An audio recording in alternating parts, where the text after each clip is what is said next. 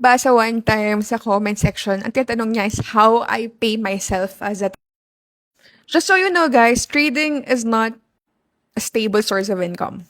And that is something that every trader should understand early on. Kasi hindi araw-araw may profit. Kaya every time I earn, I manage it wisely. So when I make $2,000, I usually keep it and withdraw. Basta enough siya for my monthly expense. Kasi ako, simple lang mamuhay. Hindi niyo ako makikita na I splurge on luxury bags, cars, or whatever. Wala akong ganun. Si Virgil na naman asawa ko, wala rin ganun. There are times na nakaka-withdraw ko ng $10,000 per month. So, una kong gagawin is, transfer ko muna yung papunta sa crypto exchange account ko. Kasi mas mabilis yung withdrawal, like in less than 5 minutes makukuha ko na siya. And then, normally, yung kalahati nun, iwi-withdraw ko siya, $5,000. Enough na yun for my lifestyle, sobra-sobra pa.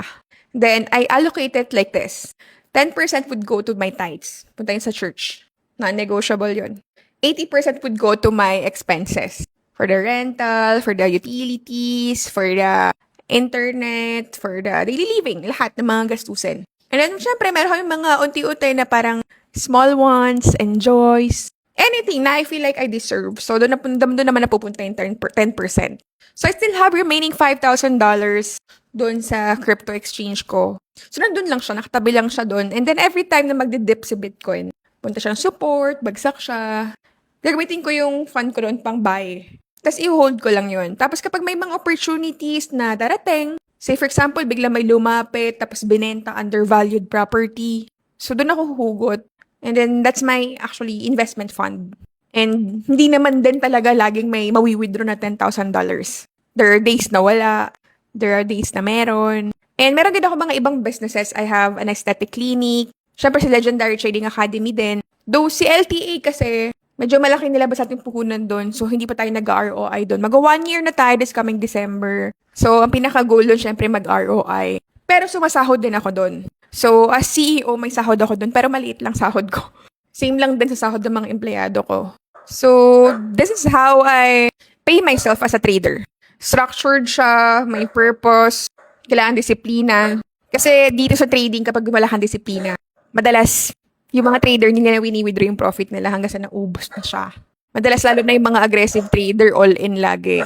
Yung iba naman, winidraw, tapos ginastos agad, splurge agad, na akala mo stable yung income, na forever nakikita regularly ng ganun. Dapat tinatabi nyo, kalahati lang yung gagastusin nyo doon kasi you'll never know, there are months na talaga na medyo matumal, diba? Hindi swak sa mga analysis natin ng mga nangyayari, diba? Para if in any case, there are days na wala kang kitain, meron ka pa rin mahuhugot kasi kalahati naman lang yung kinukuha mo from your monthly income, diba? And bakit ang tithes for me is non-negotiable? Kasi guys, everything I have today, including my trading skill, everything came from Him.